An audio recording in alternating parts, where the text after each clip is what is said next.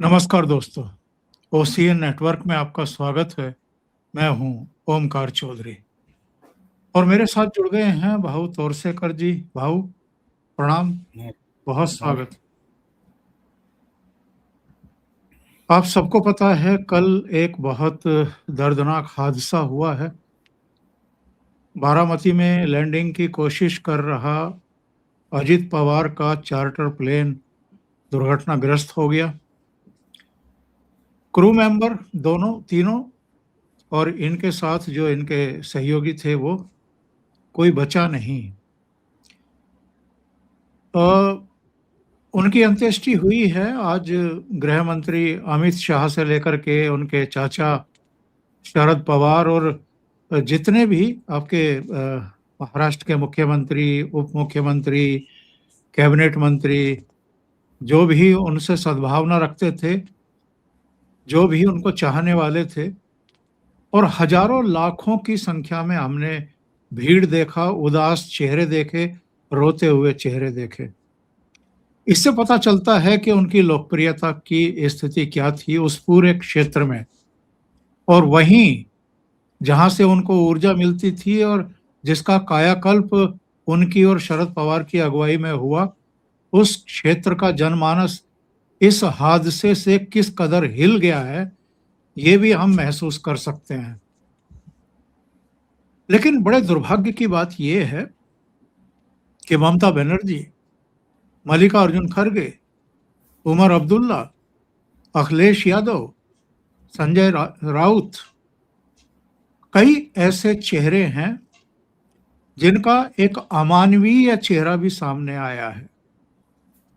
दुर्घटना अभी घटी ही है, उनकी और उनके सहयोगियों की डेड बॉडी को अभी संयोजित करने की कोशिश हो रही है, अंत्येष्टि के लिए उनको तैयार करने की कोशिश हो रही है।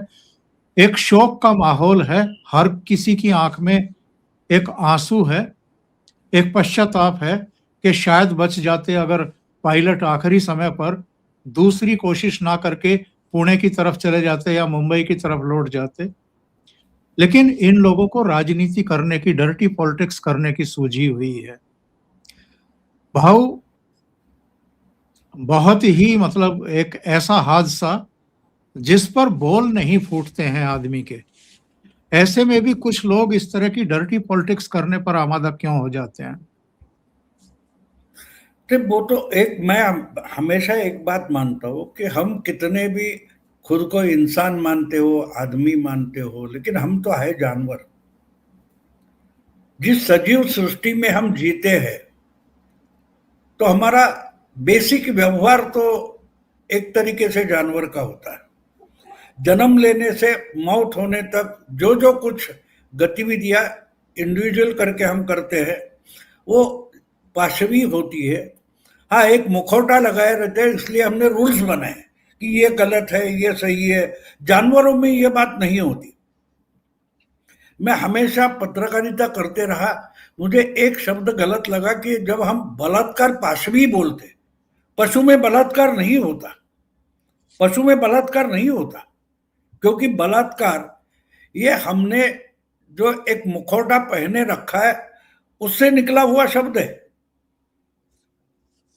तो समता समता जानवरों में नहीं होती, ये कृत्रिम है।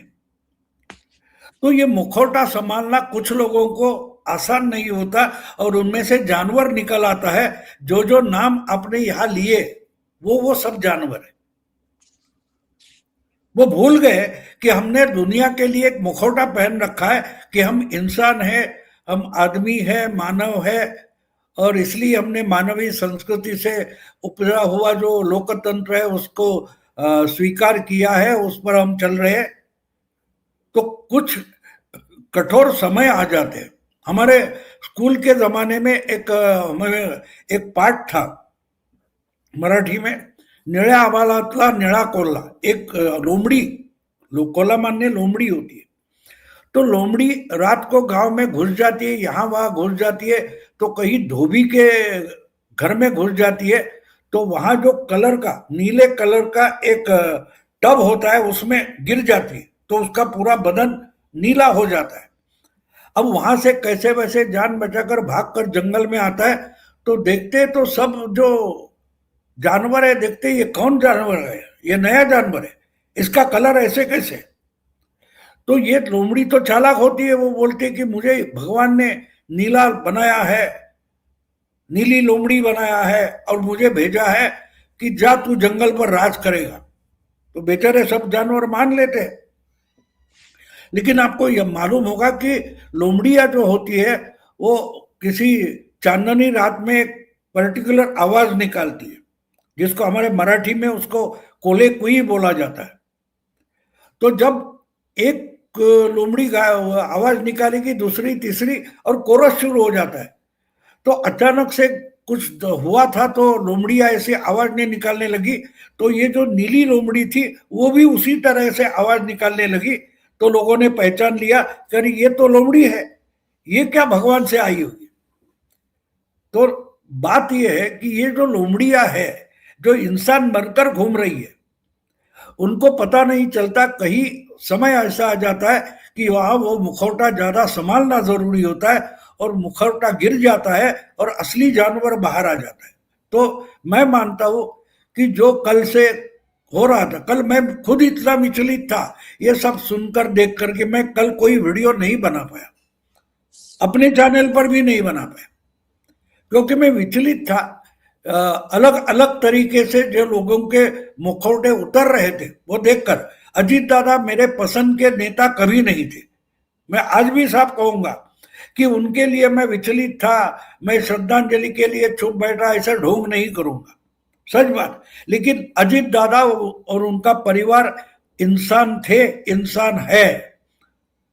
जो मरने वाला था वो तो मर गया, लेकिन फैमिली पूरी बची है, जिंदा है, उनकी कोई संवेदनशीलता है।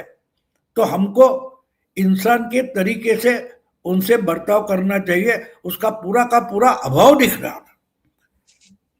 पत्रकार जिस ढंग से वह इवेंट सजाने की कोशिश कर रहे थे, या अलग अलग नेता, अलग अलग पार्टियों के नेता जिस ढंग की रिएक्शन दे रहे थे, वो बड़ी यातनादायी थी। मुझे बहुत बुरा लग रहा था कि क्या हम इस समाज में रहते जिस समाज में इंसानियत नाम की कोई चीज बची नहीं है। तो इसलिए जो रिएक्शन आ गई, मैंने इग्नोर किया है। मैंने मेरे मराठी में आज जो बनाया उसमें भी इनका जिक्र तक नहीं किया। कई न्यूज़पेपर है, मीडिया है, उसमें भी उल्टे सुल्टे, इनकी प्रॉपर्टी इतनी है, अब ये प्रॉपर्टी किसके पास जाएगी, वगैरह वगैरह। पार्टी, अरे अभी उसकी अंत्येष्टि भी नहीं हुई है। कल यानी 28 तारीख को सुबह 9 बजे के कुछ मिनट पहले इनका एक्सीडेंट हो गया, देहांत हो गया, और आज 11 बजे के बाद उनकी अंत्येष्टि है। तो 24 घंटे हम अपने मन की मैल छुपा भी नहीं सकते। क्या हम इतने जानवर हो गए कि सामने से शेर आ गया, यहां से कोई बाघ है वो उस पर चाल करके जाएगा, इतने जानवर हम बन गए। तो मैं विचलित था, और इसलिए ये जो होता है, इससे ये अपनी असलियत लोग सामने लाते हैं, ऐसे मैं मानता हूं। ममता बनर्जी का ये कहना कि सुप्रीम कोर्ट की निगरानी में इसकी जांच होनी चाहिए, और संजय राउत कह रहे हैं कि नहीं, वो संवेदना व्यक्त करना इतना महत्वपूर्ण नहीं है जितना सच्चाई सामने आना। शरद पवार को खुद सामने आना पड़ा। उन्होंने कहा कि मैं अस्वस्थ हूं, मैं आना नहीं चाहता था कैमरों पर, लेकिन मुझे कहना पड़ रहा है कि ये एक दर्दनाक हादसा है, इसमें राजनीति ढूंढने की कोशिश ना करें। मतलब इतने निचले स्तर पर हम चले गए हैं कि संवेदना व्यक्त करने के बजाय अवसर ढूंढने लगते हैं कि किस तरीके से हम देवेंद्र फडणवीस को बदनाम करें या मोदी को बदनाम करें। बिल्कुल। वो देखिए, एक बात होता है, मैं हमेशा कहता हूं कि राजनीति बड़ी निर्दय होती है, बड़ी निर्दय, उसमें करुणा दया की कोई जगह नहीं है, मैं मानता हूं। लेकिन एक इंसान मरा है और उसकी पूरी फैमिली, उसका परिवार व्याकुल है, कम से कम इसके बारे में तो एक दो दिन जाने देते, कोई बात नहीं। ये शक ना करे ऐसे मैं नहीं बोल रहा हूं, लेकिन इसके लिए कम से कम 2-3 दिन जाने दो, उनके जो जख्म है वो भरने के लिए समय लगेगा, लेकिन सूखने तो देते। आपने अगर उस जो विजुअल्स आए उसमें देखा होगा, मैंने उस पर एक मराठी में अलग से वीडियो बनाया कि अजीत दादा की पत्नी जो है सुनेत्रा पवार, जो राज्यसभा की आज भी सदस्य है, वो ऐसे हाथ जोड़कर, उसके आंखें सूखी है, सूखी आंखें है, पानी की एक बूंद उनकी आंखों में नहीं बची है, लेकिन उनकी नजर देखो तो नजर इतनी गीली है कि पूरा महापुरुष में समाया हुआ है। ये भी नहीं देखोगे? सच्चाई और क्या होती है? सच्चाई वो होती है जब आप रोज रोज गाली देते हो, फिर भी आपको अस्पताल में ट्रीटमेंट के लिए लेके गए संजय राउत को, उस दिन देश के प्रधानमंत्री ने एक ट्वीट करके सहानुभूति जताई थी। उसको सच्चाई बोलते हैं। इंसानों की सच्चाई और जानवरों की सच्चाई में बहुत बड़ा फर्क होता है। हर चीज में राजनीति नहीं होती, और यही बेशरम जब उन पर आती है तब सहानुभूति की भीख मांगने कटोरा लेकर निकल जाते हैं। अगर सुप्रीम कोर्ट से इसकी इंक्वायरी होनी चाहिए तो जो कोई कोलकाता में एक अस्पताल में एक बेटी के साथ डॉक्टर मेडिकल स्टूडेंट थी, उसके साथ बलात्कार हो गया, उसके बाद उसकी मर्डर हुई, उसकी इंक्वायरी के बारे में सुप्रीम कोर्ट में ममता क्या बता रही थी? नहीं, हम कर लेंगे, हम कर लेंगे, हमने किया है। तो वही समझ में आता है जानवर कौन है। अपने शावकों को बचाने वाला जो शेर होता है, वो दूसरे किसी जानवर के बच्चे को उठाकर उसकी शिकार करता है। इससे ये लोग अलग नहीं है। जिनको अपने शावक की ममता समझ में आती है और दूसरे शावकों के बारे में एक कण भर भी उनके पास सहानुभूति नहीं होती, ऐसे लोग हैं। तो ये जानवर है, उनके बारे में चर्चा भी हम क्यों करें, ऐसा मैं मानता हूं। मैंने अपने 2 वीडियो बनाए इस चीज पर, तो उसमें इसका जिक्र तक नहीं, ना कि पॉलिटिकल थिंग का जिक्र किया। उस पर बोलूंगा, कल से बोलूंगा, 48 घंटे हो जाने दो। उनके परिवार वाले अपने घर में जाकर सेटल हो जाए। इनकी बॉडी इतनी, शरीर इतना थका हुआ होगा कि आंखें खुली रखना भी उनके लिए मुश्किल है। आपने शरद पवार का वो वीडियो देखा होगा मराठी में, तो उनकी सांस फूल गई है, शब्द नहीं निकल रहे। वैसे तो वो बीमार है, उनको बोलना आसान नहीं, लेकिन एक एक शब्द का उच्चारण करने के लिए उनको प्रयास करने पड़ रहे। उनका पुत्र जैसा भतीजा जो उनसे 20 साल से ज्यादा कम उम्र का था, वो एक्सीडेंटली अचानक मर गया है और उनको बोलना पड़ रहा है। एक साथ साथ फिजिकल इम्पॉसिबिलिटी है और दूसरी बार इमोशनल प्रॉब्लम है, तो उनको क्यों बाध्य होना पड़ा? उन्होंने जो कहा कि मैं लोगों के सामने, कैमरा के सामने नहीं आना चाहता था, तो उनको बाध्य किसने किया?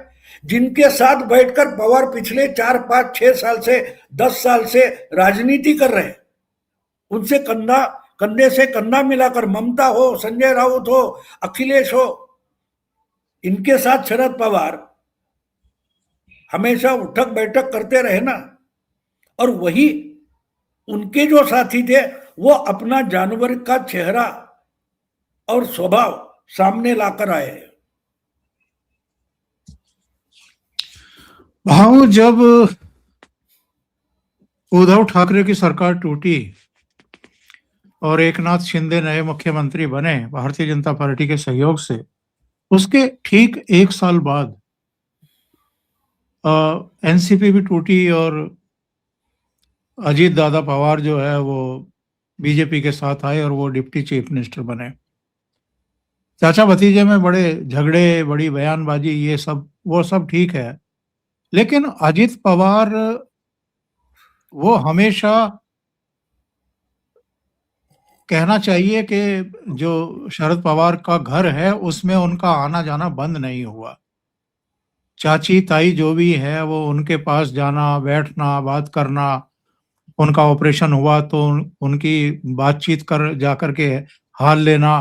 पुणे में भी हमने देखा कई बार, जो इनके दूसरे भाई हैं, उनके यहाँ भी सारे लोगों का जमावड़ा होता रहा। यानी जो पारिवारिक डोर थी, वो अजित पवार ने टूटने नहीं दी राजनीति के बावजूद। और मुझे लगता है कि ये बात शरद पवार भी बहुत अच्छे तरीके से जानते हैं। कुछ कच्ची-पक्की बातें भी निकल कर के सामने आई बाद में कि कब-कब शरद पवार ही चाहते थे कि भारतीय जनता पार्टी के साथ एका किया जाए, समझौता किया जाए, साथ चला जाए, लेकिन हर बार वो पीछे हट जाते थे। तो शरद पवार तो सारी सच्चाइयों को जानते हैं ना, इसलिए मुझे लगता है कि सुनेत्रा के बाद अगर कोई सबसे ज़्यादा आहत हुआ है और टूटा है, तो वो शरद पवार ही हैं।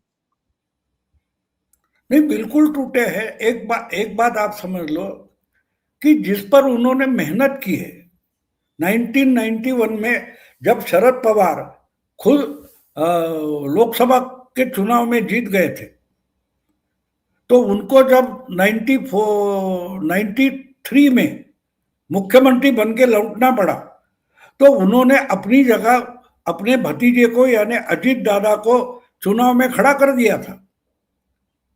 90 के चुनाव में वो खुद मुख्यमंत्री थे और उन्होंने अपनी जगह वहां से लोकसभा पर चुनकर आए थे, तो उन्होंने अपनी जगह अजीत दादा को ही चुनाव में लोकसभा में भेजा था। तो जब इनको लोकसभा चाहिए, उनको तो आपस में एक्सचेंज करते थे, अपना वारिस करके ही उन्होंने अजीत दादा को आगे किया था। उससे तो उनका जो पॉलिटिकल वारिस था उस वक्त का कलमाड़ी, सुरेश कलमाड़ी गुस्सा हुए थे और इनका साथ छोड़कर कांग्रेस के साथ चले गए थे। शरद पवार बाद में कांग्रेस में गए, लेकिन शरद पवार का जो राज्यसभा मेंबर और पॉलिटिकल वारिस था वो सुरेश कलमाड़ी थे।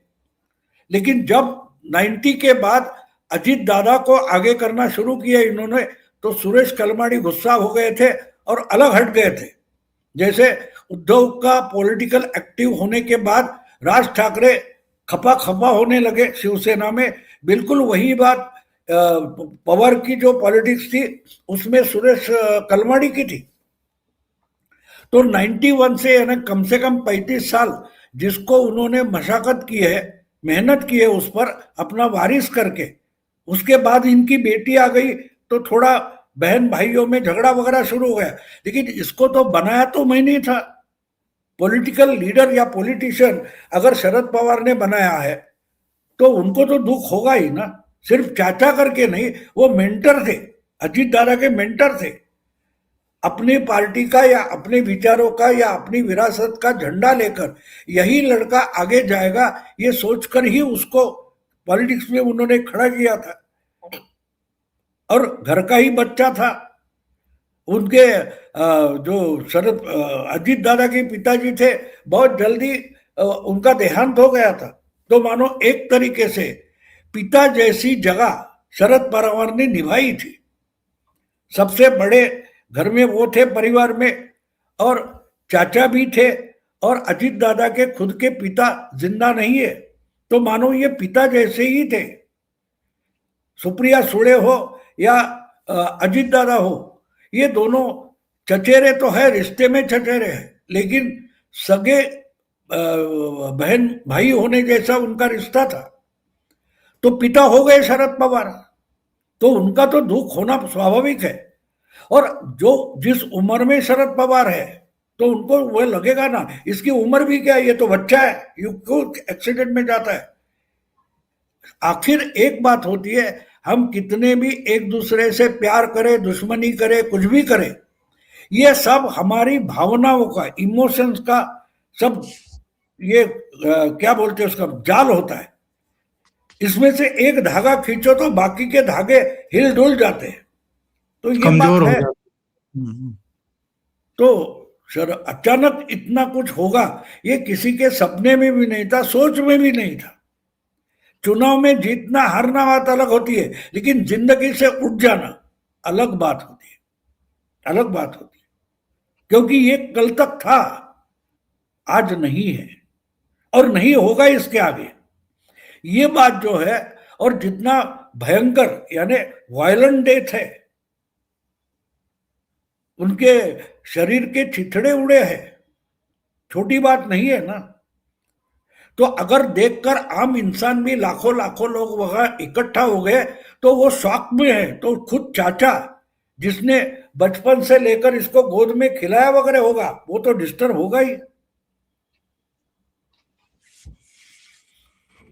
भाऊ, जो सूचनाएं आ रही हैं, ये सेकंड प्रयास किया गया था लैंडिंग का। पहला प्रयास सफल नहीं हुआ था, विजिबिलिटी की प्रॉब्लम थी, कई पैरामीटर होते हैं, वो तो टेक्निकल मामले हैं, उनकी जो भी कमेटी है, जो भी मिनिस्ट्री है, वो जांच कराएगी और उसका नतीजा सामने आएगा। लेकिन जो प्रत्यक्षदर्शी हैं और जो अभी तक जानकारियां मिली हैं, दूसरा अटेम्प्ट किया गया था। तो बच भी सकते थे अगर पायलट का और इनका कोई आपस में संवाद और निर्णय हो जाता कि अगर एक बार लैंड नहीं कर पा रहे हैं तो जब तक विजिबिलिटी ठीक ना हो जाए तब तक दूसरी बार कोशिश मत करो, चलो पुणे वापस चलो, पुणे मुंबई चलो या पुणे चलो, तो शायद बच जाते। नहीं, बिल्कुल बच जाते हैं। एक एक बात, लेकिन यही तो इंसान का नेचर, स्वभाव होता है, ये भी हमें समझना जरूरी है। अब देखो, आपको बात बताता हूँ, वो हमारी कल्पना चावला, वो कल्पना चावला जिस क्या वो अवकाशयान था उससे निकल गई थी, तो जब उसका एक्सीडेंट हो गया उसके बाद वो जो एक्सीडेंट हुआ या पहले गए थे, वो सब विजुअल्स जो थे, उसका जब इंस्पेक्शन किया गया तब गलती समझ में आई।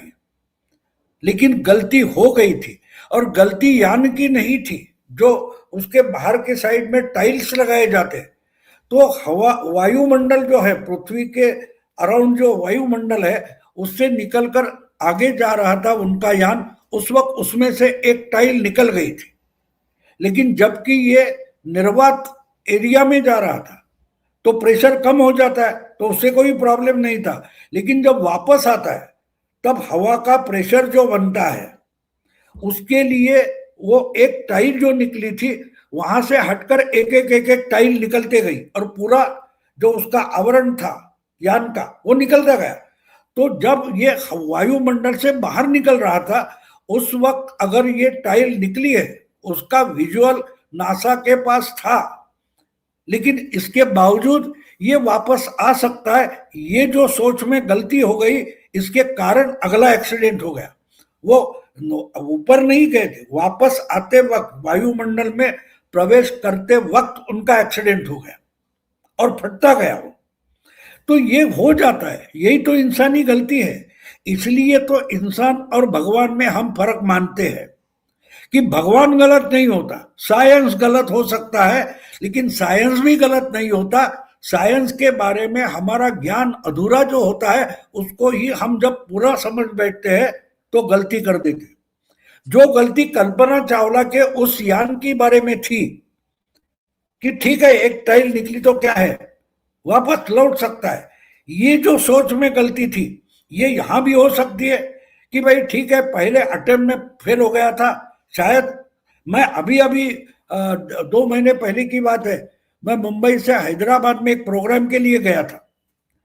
तो हैदराबाद में हमारा जो जो इंडिगो का हवाई जहाज था, विमान था, वो पिछले चक्के उसको जो रनवे को टच हो गए थे, वो धक्का भी लगा था, लेकिन अजीब देखता हूं तो फिर से उड़ने लगा। मेरे समझ में नहीं आया क्या हो गया। तो 15-20 मिनट के बाद एक राउंड लेकर फिर वापस आ गया और फिर उतर गया। तो मैंने बाहर जाने के बाद जो मुझे मेहमान करके लेने आए थे, उनसे बोला कि भाई ऐसा ऐसा हो गया। तो बोले हम भी चकित थे, हम देख रहे थे कि टच तो हुआ है, फिर वापस क्यों उड़ाया। तो जो गलती है वो उन्होंने सुधारने की कोशिश की, सुधर गई। लेकिन यहां एक बात है, बारामती का एयरपोर्ट एयरपोर्ट बोला जाता है, वो गलत है। वो सिर्फ एक छोटा रनवे है और छोटी छोटी हवाई जहाजों के लिए है। तो एयर स्ट्रिप है। उसका, हाँ, रेगुलर इस्तेमाल नहीं होने वाली चीज है। तो ऐसे जगह बहुत सारी असुविधाएं होती है और इसलिए गलती होना पॉसिबल होता है। अगर कोई सीरियस उसमें फॉल्ट था और पायलट के समझ में नहीं आ रहा था।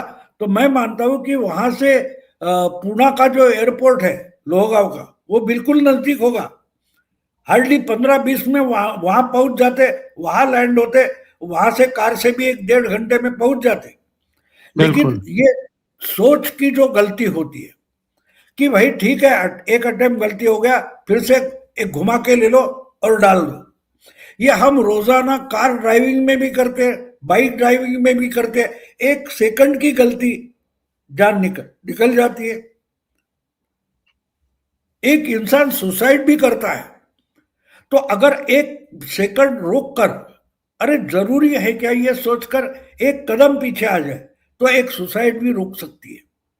लेकिन वो बिल्कुल सोच में गलती होती कि नहीं, रास्ता खत्म है, तो गड़बड़ हो जाती। तो मैं मानता हूं कि इसमें पॉसिबिलिटीज बहुत है, शक लेने के लिए बहुत सारी जगह होती है। और आपके दिमाग में अगर कचरा भरा है तो आपको हर चीज में शक लेने की आदत बन जाती है।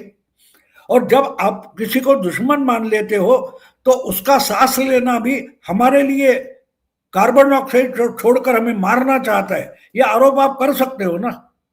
आप यह आरोप भी कर सकते हो कि भाई ओमकार ऑक्सीजन लेता है, कार्बन डाइऑक्साइड छोड़ता है, क्यों क्यों भाऊ को उसको मारना है। ये भी आरोप आप कर सकते हो। बिल्कुल भाऊ, ये कह देना, ये ममता बनर्जी ने कहा कि आज तो वीआईपी भी सिक्योर नहीं है, आज तो वीआईपी भी सिक्योर नहीं है, कोई सिक्योर नहीं है। ये कितना मतलब अतीत की घटनाओं को अनदेखा करने वाली बात है। मैं आपको कुछ नाम गिना देता हूं। अभी विजय रूपाणी, जो गुजरात के पूर्व मुख्यमंत्री थे, वो एयर इंडिया के उस विमान में सवार थे, ड्रीम लाइनर में, जो अहमदाबाद से टेक ऑफ किया लंदन के लिए और गिर गया। उसमें विजय रूपाणी चले गए। इसके अलावा अगर हम लिस्ट देखें, दोरजी खांडू, जो अरुणाचल प्रदेश के मुख्यमंत्री थे, उनकी भी हेलीकॉप्टर दुर्घटना में डेथ हुई थी। वाईएस राजशेखर रेड्डी, जो आंध्र प्रदेश के मुख्यमंत्री थे, 2009 में उनकी डेथ हुई थी, वो भी विमान दुर्घटना में। ओपी जिंदल, जो उद्योगपति और नवीन जिंदल के पिताजी थे, उनकी हेलीकॉप्टर दुर्घटना में मृत्यु हुई थी। और बंसीलाल के बेटे, जो कैबिनेट मंत्री थे, सुरेंद्र सिंह, वो भी उस दुर्घटना में चले गए थे। माधवराव सिंधिया दिल्ली से उड़ान भर के कानपुर की एक रैली में जा रहे थे, इटावा के ऊपर उनका प्लेन क्रैश कर गया। जीएमसी बालियोगी, जो स्पीकर थे लोकसभा के, उनकी डेथ हुई थी। संजय गांधी 1980 में, जो इंदिरा गांधी के बेटे थे और जो प्रधानमंत्री थी, उनकी डेथ हुई थी।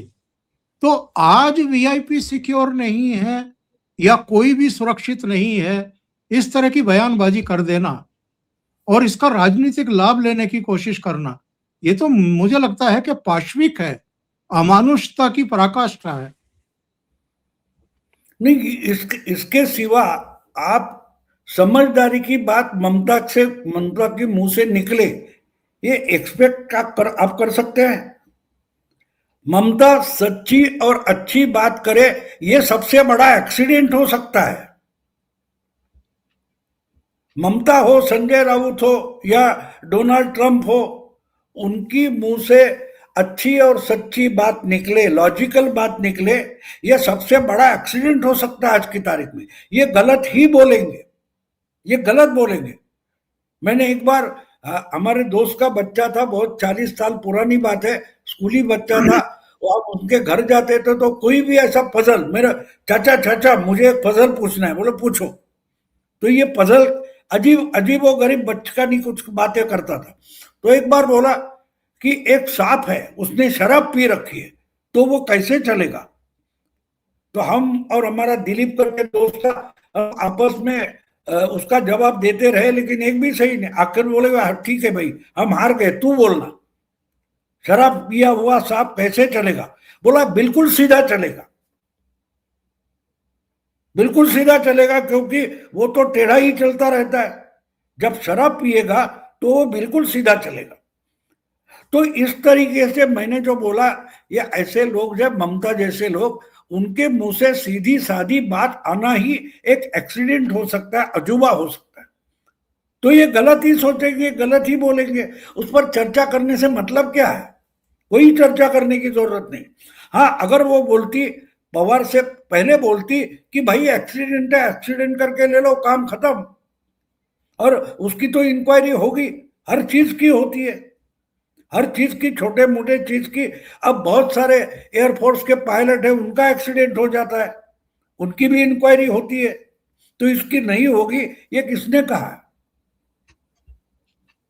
तो आपको उससे अगर अपनी राजनीति का खेल खेलना है तो आप किस पर भी शक ले सकते हो, उसमें कौन सी बड़ी बात है? अगर ममता ना बोले तो मैं चकित हो जाता। मैंने संजय गांधी का नाम इसलिए लिया कि उनकी तो माताजी प्रधानमंत्री थी उस समय जब उनका एक्सीडेंट हुआ है, तो अब किस पर आरोप लगाएंगी ममता बनर्जी? हद है मतलब गिरने की भी। हमारे सीडीएस थे, चीफ ऑफ डिफेंस स्टाफ बजवा, उनका भी रावत साहब। एक्सीडेंट हो गया। हाँ, जी, रावत साहब। हाँ रावत, सॉरी बाजवा नहीं, रावत, उनका भी एक्सीडेंट हो गया था। तो ये बात होती रहती है ना, उसमें कौन सी बड़ी बात है? हाँ, इसमें अगर कोई बड़ा इंसान, नामचीन सेलिब्रिटी मरता है तो उस पर चर्चा हो जाती है, वरना ऐसे एक्सीडेंट तो होते रहते हैं। लेकिन जिससे आपको फायदा उठाना है, आप उस पर शक करोगे, उस पर शक करोगे ना। भाऊ, जिस तरीके से अजित पवार बीजेपी के पास आए थे या युति में शामिल हुए थे, डिप्टी चीफ मिनिस्टर बने, बड़ा क्रिटिसिज्म झेलना पड़ा था उस समय बीजेपी नेतृत्व को। प्रदेश स्तर पर भी, राष्ट्रीय स्तर पर भी तमाम तरह के सवाल उठाए गए थे। और जब लोकसभा चुनाव में महाराष्ट्र में नुकसान हुआ, 48 में से 30-31 सीटें हाथ से निकल गई, तो भी कहा गया कि ये मतदाता चूंकि नाराज थे अजित पवार को साथ लाने से, इसलिए ये नुकसान झेलना पड़ा। लोग हालांकि भूल जाते हैं कि भाई नुकसान तो हरियाणा में भी हुआ, राजस्थान में भी हुआ, उत्तर प्रदेश में तो 33 सीटें 37 सीटें घट गई। इसी तरीके से पश्चिम बंगाल में भी नुकसान हुआ, कई राज्यों में नुकसान हुआ था, अकेले महाराष्ट्र में नहीं हुआ। पर जब विधानसभा चुनाव हुए और इन तीनों के साथ मिलने से, यानी अजित पवार, देवेंद्र फडणवीस और एक नाथ शिंदे के मिलने से 2/3 बहुमत आ गया, तो लोगों की जबानें बंद हो गई। उन्होंने फिर अजित दादा पवार की आलोचना करना बंद कर दिया, या उस डिसीजन पर जो है उंगली उठानी बंद कर दी। आपको लगता है कि सरकार ठीक तरीके से चल रही थी? देखिए, थोड़ा बहुत ऊपर नीचे चलता रहता है, चुनाव दर चुनाव थोड़े बहुत मतभेद या इस तरह की बयानबाजी वो सब होती रहती है, लेकिन तीनों बड़े समन्वय के साथ, संवाद के साथ, समझबूझ के साथ सरकार को चला रहे थे। अब अजित दादा पवार नहीं रहे हैं, तो एक झटका तो इस सरकार को भी, सरकार के संचालन को भी और देवेंद्र फडणवीस को भी लगा है। नहीं नहीं, पूरी पूरी महाराष्ट्र की राजनीति में एक झटका लगा है। देखो, एक बात होती है, ट्राइपॉड होता है, 3 पहिए का अगर टेबल है, उसमें से एक पहिया कट गया या टूट गया तो गड़बड़ होगी ना। तो उसको बैलेंस संभालने में बड़ी मशक्कत करनी पड़ेगी, उसमें दो राय होने की जरूरत ही नहीं है। भले उसमें बीजेपी एक बड़ी ताकत वाली पार्टी है और 2 बाकी की पार्टियां हैं वो छोटी है तुलना में, लेकिन पहिए तो 3 हैं। और इसमें से अजित दादा, मैं पहिया इसलिए बोल रहा हूं कि अजित दादा की पार्टी पर उनकी जितनी हुकूमत थी उतनी हुकूमत रख सकता है, ऐसा अभी दूसरा कोई उनकी पार्टी में नेता दिखाई नहीं दे रहा। और इसलिए अगली पॉलिटिक्स जो है वो सिर्फ उनकी पार्टी के लिए नहीं, बल्कि महाराष्ट्र की जो सत्ता वाली पार्टी है, गठबंधन है, उसके लिए भी ये शॉकिंग है। क्योंकि जो स्मूथली चल रहा था, तो एक पहिया टूट गया, एक पहिया टूट गया, वो एडजस्ट करना, उसको दूसरा पहिया लगाना, दूसरा पहिया ढूंढना, जो जो कुछ करना है उसमें तो समय लगने वाला है। ना बोलने से क्या मतलब है? हाँ, एक बात होती है कि जो पार्टी तगड़ी है उसके दूसरी तीसरी रैंक के लीडरशिप रहती है, वो बात अलग है। लेकिन जो पहिया टूट गया है उसके लिए स्टेपनी इमीडिएटली अवेलेबल नहीं है, तो उसको झटका मानना चाहिए। और उस पार्टी के लिए नहीं जो सत्ता में बैठा 3 पार्टियों का गठबंधन है, उसको भी ये बड़ा झटका है। पूरी महाराष्ट्र की राजनीति की जो बिसात है उसमें भी अचानक से गड़बड़ पैदा हो गई है। मानो एक तरीके से एक भूकंप भी है। बड़ा नुकसान नहीं, लेकिन नुकसान तो करने वाला है, क्योंकि फिर से बहुत सारी एडजस्टमेंट करना पड़ेगा। और भाव हमेशा की तरह जो जल्दबाज मीडिया है, जो विश्लेषक हैं, उन्होंने तो नया उप मुख्यमंत्री ढूंढना शुरू कर दिया। कोई सुनेत्रा पवार, कोई पार्थ पवार, कोई कुछ, कोई इस पार्टी का उस जो इनकी पैतृक पार्टी है शरद पवार की, उसमें विलय की खबरें चलाने लगा है। तो ये सब चीजें जो है, इतनी जल्दबाजी किस लिए ये मीडिया करने लगता है? राख भी अभी शांत नहीं हुई है। नहीं, ये तो करते रहते। मैं इन पर ज्यादा ध्यान नहीं रहता कि जो सच होने वाला नहीं है, जो सच है भी नहीं, उस पर मैं देखूं क्यों, चिंता क्यों करूं। मैं इनको सिर्फ इग्नोर करता हूं, क्योंकि मुझे मालूम है इनमें कोई दम नहीं है। ये हवाई बातें करते, पतंगबाजी करते, तो उस पर मैं मेरा टाइम खराब नहीं करता। क्योंकि एक बात होती है कि हमारे पास जितना टाइम है वो हमको अच्छी काम में लगाना चाहिए। कोई गधा या रास्ते पर कुत्ता भौंक रहा है या किसी कूड़ेदान के पास जाकर गधा कोई आवाज निकाल रहा है, तो उस पर मैं डिबेट नहीं करना चाहता। मुझे मालूम है इससे कुछ निकलने वाला नहीं। ना ये तानसेन है, ना ये कोई गायक है। तो कुत्ता भौंकता हो या गधा आवाज निकालता हो, मैं उस पर अब देखता नहीं। ये तो चलता रहता है, रोज की बात है। तो हमको उससे निकलना चाहिए, उस पर ध्यान देने की जरूरत नहीं, ना कि चर्चा करने की जरूरत है। भाऊ बहुत बहुत धन्यवाद इतना समय निकालने के लिए, ओशियन नेटवर्क के लिए, और बहुत एक दुखद घटना पर अपने विचार व्यक्त करने के लिए। और महाराष्ट्र की राजनीति में भी एक जो झटका लगा है, एक जो शून्यता दिखाई दे रही है, एक वर्ग, एक क्षेत्र की राजनीति में, उस पर भी चर्चा करने के लिए। और दर्शकों को भी मुझे लगता है कि ये चर्चा अच्छी लगी होगी। अगर अच्छी लगी है तो लाइक करें, इस वीडियो को शेयर करें, साझा करें। चैनल अभी तक सब्सक्राइब ना किया हो तो कर लें। और भाव के 2 चैनल हैं, प्रतिपक्ष मराठी में और प्रतिवाद हिंदी में। दोनों को सहयोग करें, दोनों को सब्सक्राइब करें। बहुत बहुत धन्यवाद। नमस्कार।